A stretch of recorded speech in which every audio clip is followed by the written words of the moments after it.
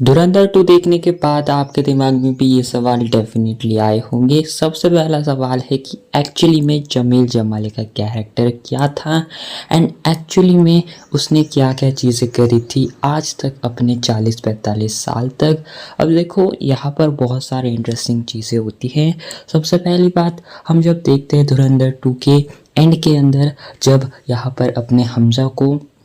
Hills के ऊपर छोड़ा जाता है एंड तब जाकर उसको एक गाड़ी लेने आती है एंड इसके अंदर एक बंदा बैठा होता है, वो होते हैं जमील जमाली। एंड देन हमें बैक में लेकर जाया जाता है स्टोरी में, जहाँ पर अपनी जो अजय सान्याल है वो कह रहे होते हैं स्टार्टिंग में अपने हमजा अली मज़ारी यानी जसकीरत सिंह रंगी को कि एक वहाँ पर ऐसा बंदा होगा जो कि तुम्हारे ऊपर भी नज़र होगा, लेकिन वो जो है कभी तुमसे मिलेगा भी नहीं, शायद तुम उसे देखोगे भी नहीं, लेकिन तुम्हें वो बंदा पता नहीं होगा, लेकिन उस बंदे का तुम पता होगे, सीधी सी बात है। एंड देन उसको ये बात रियलाइज़ होती है अपनी जसकीरत सिंह रंगी को कि वो बंदा था जमील जमाली। एंड देन जमील जमाली से भी जब अपना जसकीरत सिंह रंगी पूछता है कि तुम यहाँ पर कब से हो, तो बताता है कि वो लगभग 40 साल से भी ज़्यादा इस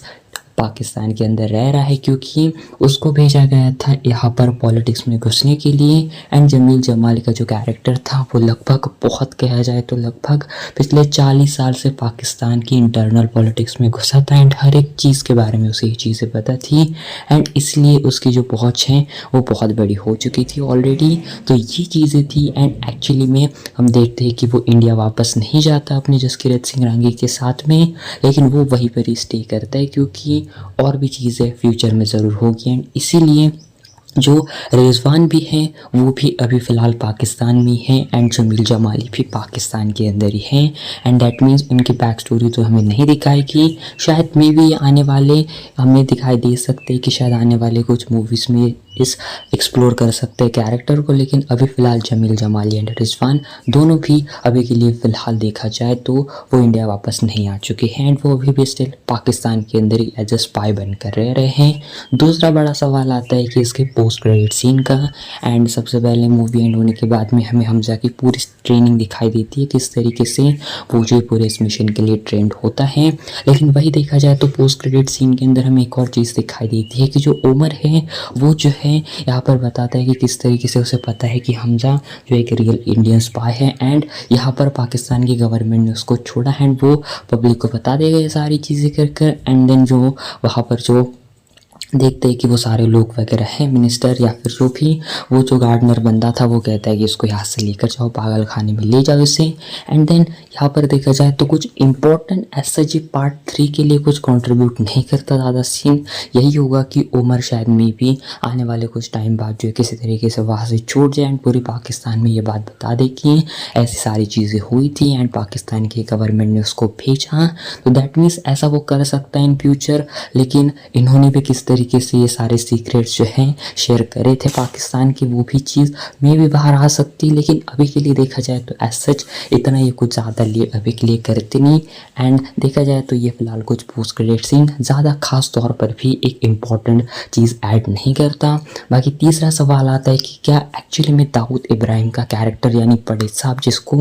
लोग रेफ़र कर रहे थे, क्या एक्चुअली में मर चुका है। अब देखा जाए तो जो है सबसे पहली बात अपने जसकीरत सिंह रांगी भी ये बात बताता है कि उसको एक बात का स्टिल अफसोस है कि वो जो है मार नहीं पाया अपने दाऊद इब्राहिम को, लेकिन तभी जमील जमाली उसे वीडियो दिखाता है कि वो एक्चुअली में उसने ही उसको स्लो पॉइजन करके मारा था एंड इसलिए उसकी जो आज हालत है वो कुछ ऐसी हो चुकी है। And that means may be यहाँ पर हमें ये दिखाई दे सकती है चीज़ें कि उसकी डेथ हो जाए, क्योंकि देखा जाए तो स्लो पॉइजनिंग देकर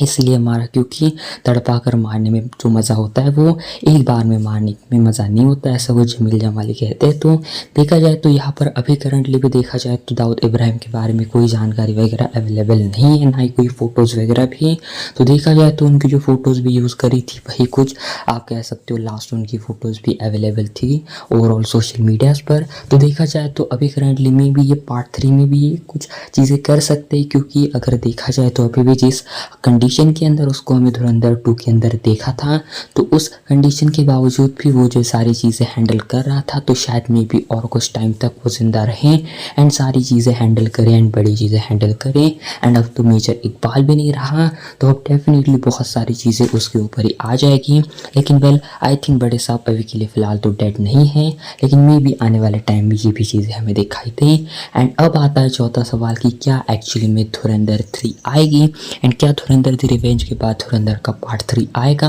अब देखा जाए तो जियो स्टूडियो जो है अपना एडी चोटी का बल लगाकर अपने आदित्य धर से पूछ रहे कि भाई बनाओ बनाओ। एंड वेल यहाँ पर देखा जाए तो अभी करंटली मेरे ख्याल से आदित्य धर इतने इजीली धुरंधर 3 बनाएंगे नहीं, क्योंकि ऑलरेडी इन्होंने जो सारी रियल लाइफ इंसिडेंट्स थे लगभग 2016 से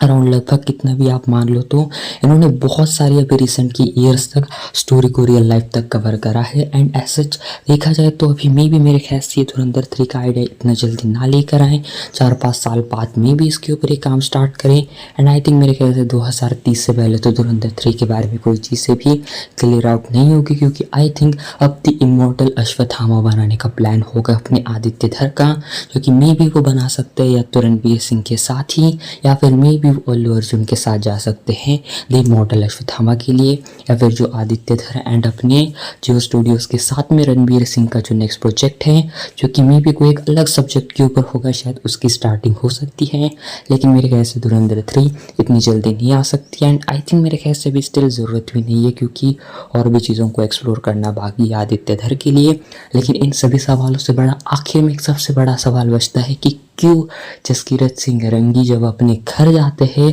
तो वो क्यों अपनी माँ से नहीं मिलते एंड क्यों वो अपनी माँ और बहन से गले नहीं लगते, उनसे बातचीत क्यों नहीं करते। तो देखा जाए तो वो जो पूरा एक सीन था जब जसकीरत सिंह रंगी अपने घर आते, तो वो इतना एक इमोशनल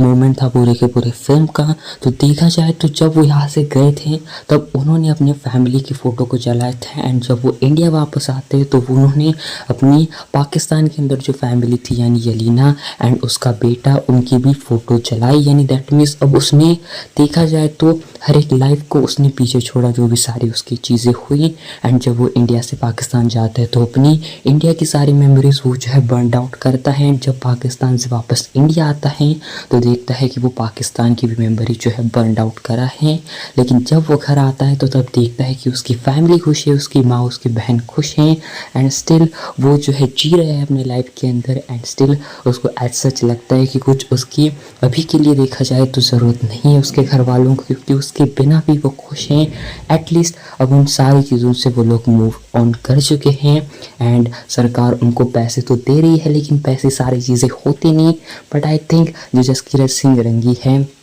शायद ऐसा एज्यूम कर होगा उस टाइम पर कि अब शायद फैमिली को उनकी नीड नहीं है, उनके बिना भी उनकी फैमिली खुश हैं। एंड शायद क्या पता मे भी वो जब घर वापस भी आ जाए तो वो कुछ अपने से ही शायद उनके फैमिली को भी खतरा हो सकता है, अपने फैमिली को वो ना दिक्कत में डाले, ये चीज़ें हो सकती है। लेकिन इससे भी बड़ी चीज़ आखिर में आती है जब स्क्रीन जो है अब कहते हैं कि जब स्क्रीन एंड होती है एंड जब मूवी एंड होती है, जब ब्लैक स्क्रीन आती है तो यहाँ पर लिखा होता है बलिदान परमो धर्म। दैट मीन्स कि सबसे बड़ी चीज़ होती है बलिदान एंड हर एक फौजी अपनी लाइफ में बलिदान देता है। एंड यही चीज़ थी कि अब जसकीरत सिंह रांगी का कैरेक्टर हर एक चीज़ को हार चुका है एंड हर एक बलिदान वो दे चुका है एंड फैमिली का भी उसने बलिदान दिया है। एंड कुछ इस तरीके से धुरंधर 2 धुरंधर द रिवेंज फिल्म एंड होती है एंड आई थिंक एक परफेक्ट कंप्लीट एंडिंग थी। एंड मेरे ख्याल से धुरंधर 3 की कोई नीड नहीं है फालतू में स्ट्रेच करने की, कोई भी ज़रूरत नहीं है इतने कमाल की फिल्म को। बाकी लेट्स सी आने वाले फ्यूचर में क्या चीज़ें होती है, लेकिन ये फ़िलहाल कुछ चीज़ें थी। बाकी धुरंधर द रिवेंज फिल्म पूरी आपको कैसे लगी कमेंट के अंदर ज़रूर बताना। And well thanks for watching.